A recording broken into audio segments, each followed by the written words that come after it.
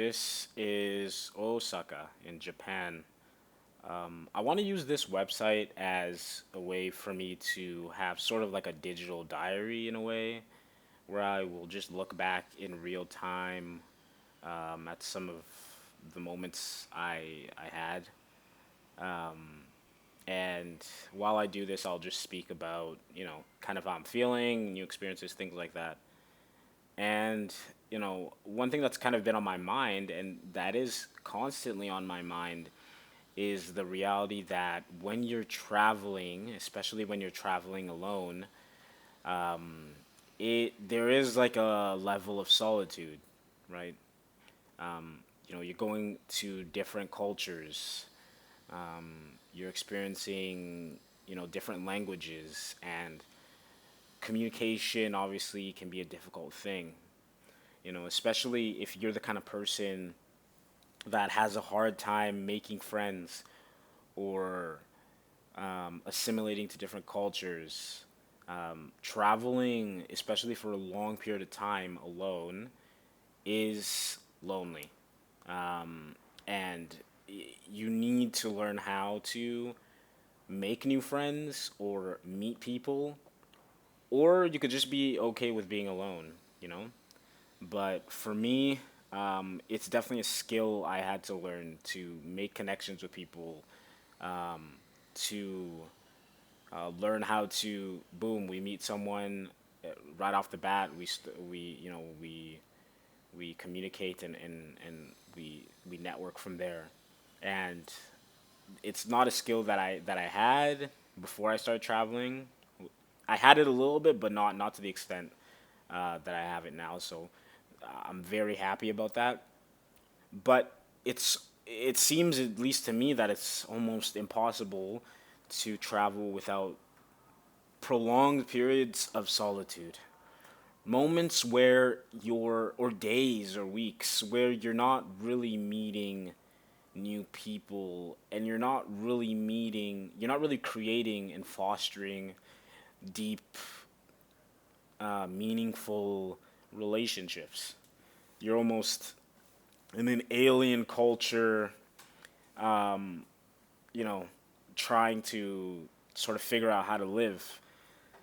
The way I travel generally, for the most part, is I'll be in a country for at least a month, month, 2 months, and then I'll move on to the next one. And how deep can your relationships really be when you're there for a month at a time? When you know someone for a month, so you get a lot of acquaintances, but it's very difficult to have a deep, profound relationship with anyone. This goes for friends, colleagues that you can trust, and that goes without saying. Romantic relationships, very difficult. So I'm lucky because I do sports, so I'm constantly sort of interacting with people. All the time, I'm meeting new people, and I'm also lucky that I speak English. If I spoke a language like Russian or something, it might be quite difficult to meet other people, just because there'd be that barrier.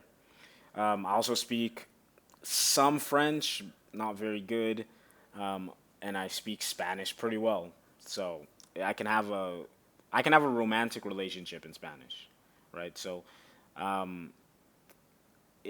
that sort of helps, being able to speak multiple languages. I am learning Mandarin, very bad at it, but I am learning. I'm working on my French.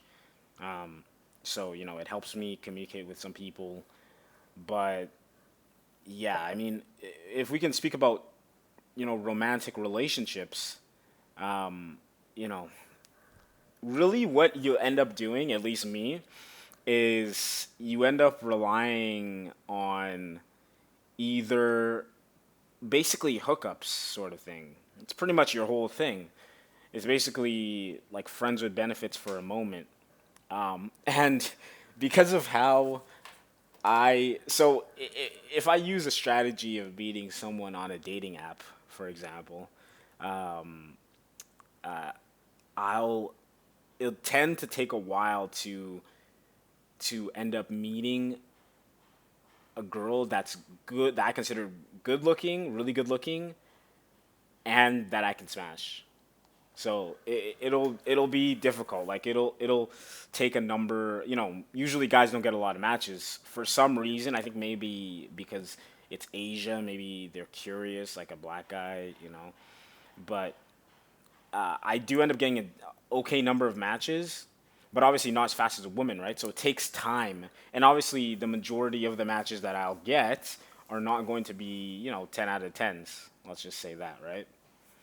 And so you know it'll take a while for me to end up getting a girl that I consider very attractive, that it's also willing to smash, let's say.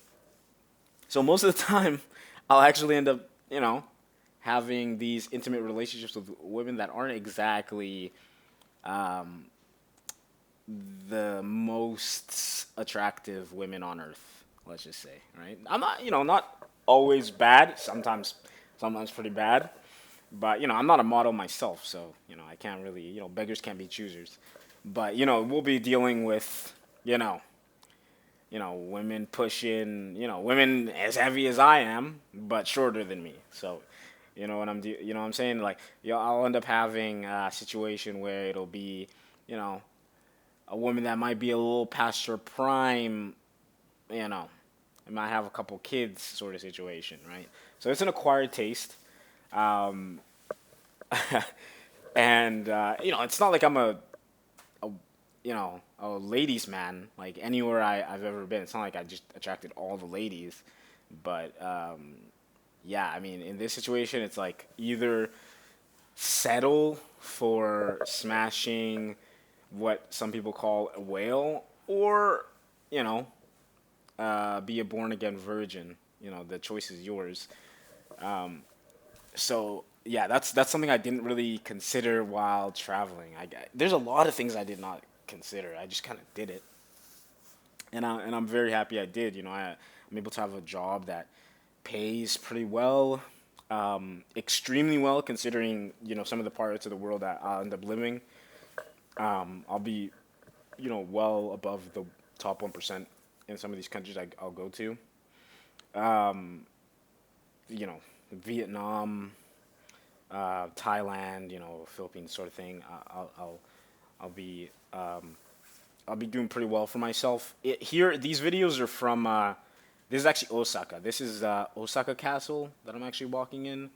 So that was nice. But I mean, look at these videos. Like, look at these images. I'm literally, you know, by myself. This is how most of the traveling is done. You kind of have to be comfortable with something like this, or you have to set up a situation where you're always around people. Like, maybe just you'll have to go to a hostel. That's a good way to meet people. That's a very good way to because a lot of these guys are traveling solo too, or they're just with their shitty girlfriend or whatever, right? And they want to meet some people. It's exciting, right? They don't want to spend their time with just one person they know the entire time. Usually, like, if you try to join in, a lot of people will be very open to having someone join them, even if you are alone.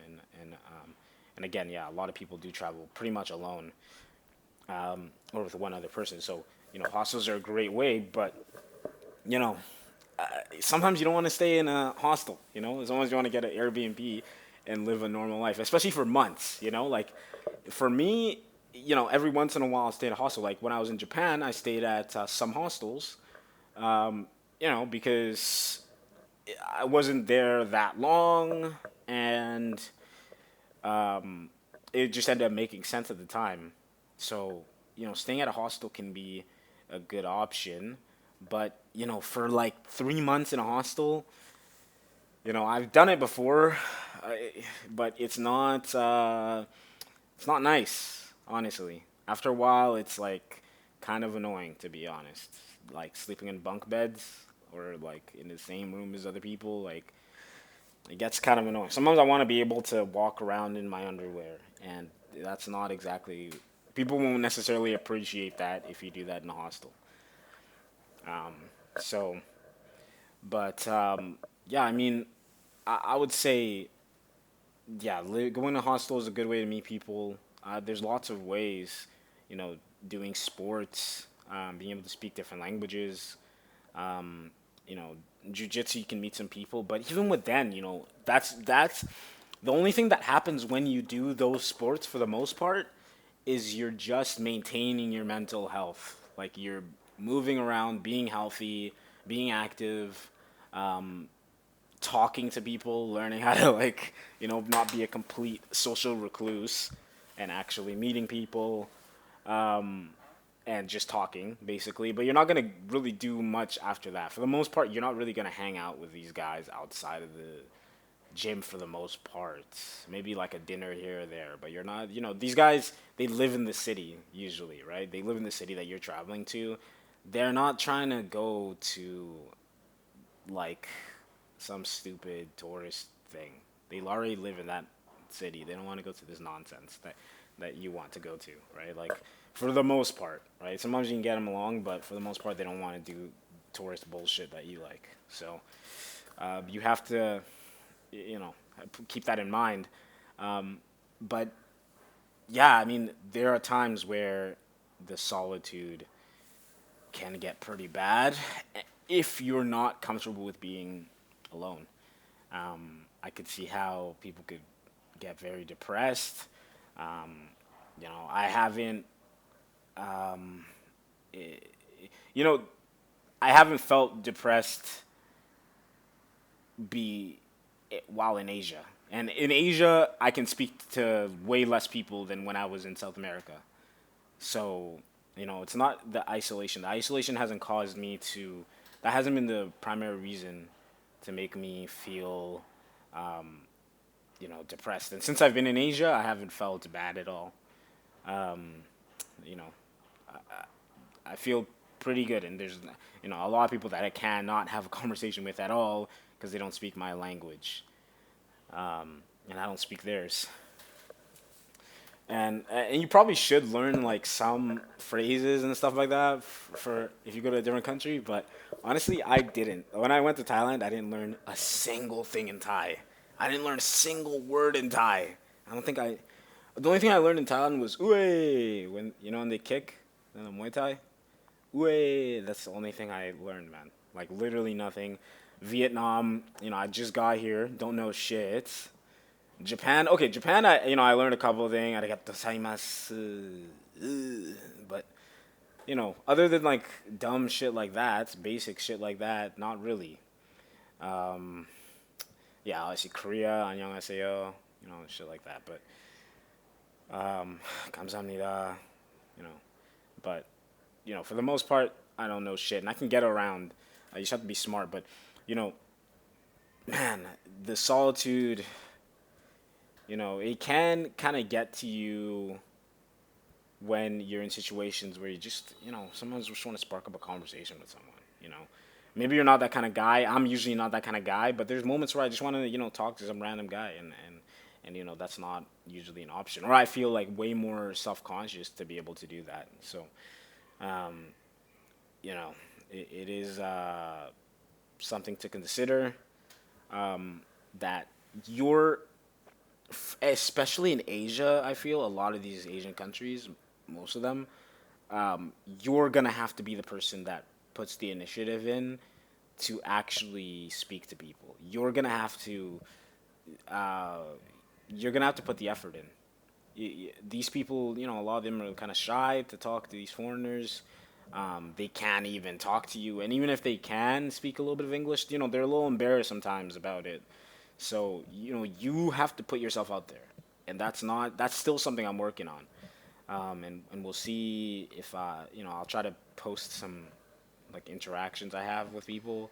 I tend to maybe sound a little awkward, but I'm not really anxious, honestly. When I speak to people, I'm not really anxious at all, but sometimes I come across as like, I don't know, awkward, I guess. At least that's what I've been told. So, yeah, you really gotta like put yourself out there. You can't kind of think someone's gonna come to you and be outgoing. Although there are times, me being black, that people in some places that are like, they don't have a lot of tourists. Maybe I don't even know. Like when I came to Vietnam, this couple, or not this couple, these kids like ran around me like, well, they were like scared or something. One kid was like pushing one kid towards me, like, oh look, he's a black guy, right? So they were freaking around, running around, laughing. Then the mom just says, okay, fuck this, right? All of you get close to him, right? Surround him, take a photo. Let me take a photo, and everyone took a photo with me randomly. No, they didn't ask me, right? They just did it. So, you get weird shit like that, but in some places, but I mean that's Vietnam. And it also happened in China as well. In Hong Kong, like when the mainland Chinese people would see me, there's a guy that like made his kids sit next to me, but he did it really subtly, and he just took a photo of me with the kid there. Like he made it was awkward, but yeah, you got to put yourself out there, and it's a skill that needs to be developed. So, something that you should consider. I think something like this can and probably does make a lot of these travelers weird fucks. So, the solitude can make you a very strange person that's, you know, not acting normal because you're not used to communicating people, or it's been so long since you've communicated with someone. So, yeah, solitude can kill you, man.